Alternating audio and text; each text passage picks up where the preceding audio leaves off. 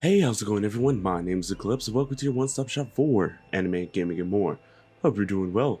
In today's video, I'm going to be talking about some of the things that have been going on with War Thunder, the dev server, and what I think is the most annoying thing that Gaijin has done recently. I will also be throwing out an idea that would be really cool to see, in my opinion, and would most likely fix the SL issue that many, including myself, are having. So, sit back, relax, and enjoy the video. Let's go ahead and roll that intro.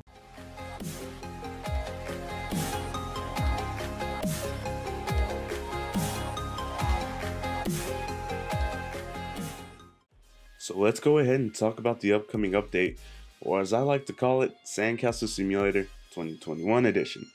Now I'm going to be honest with y'all, I'm not that excited about the whole update. The one thing that kind of piqued my interest was the huge John Deere tractor with the AA gun on top, but that's about it. I'm not really excited about the whole building a sand wall thing, or making a bomb crater, or even the aircraft coming to the game like the copy and paste A7E, or the Chinese B12D, excuse me. That is, in my honest opinion, I don't think anyone is really going to use all that much, or even the filler tanks, the German Weasel.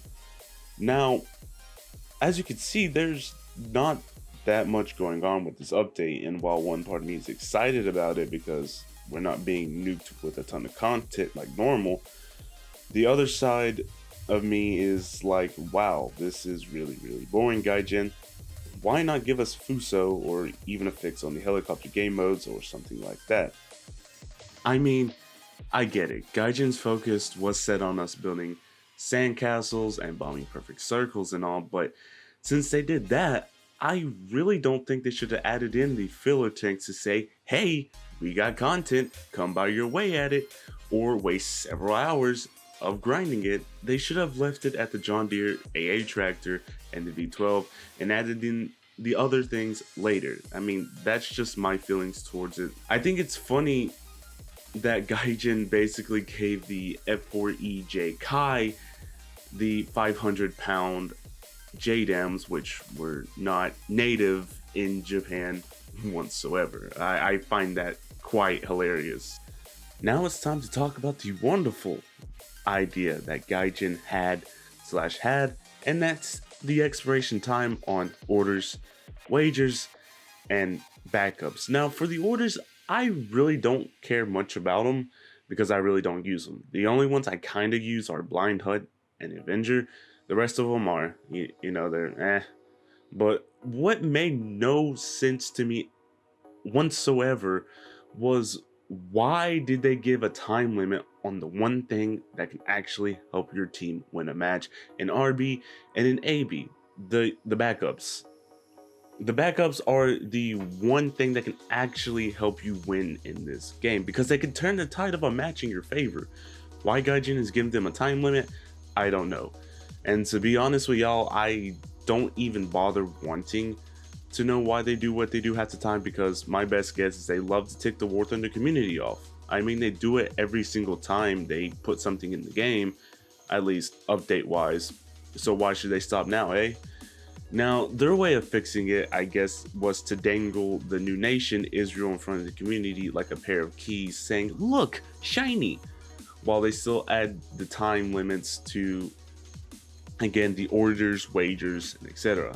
Now, ladies and gentlemen, I don't think them adding Israel to the game was a bad thing, even though people are saying it's China 2.0. And again, it's not Israel's fault. But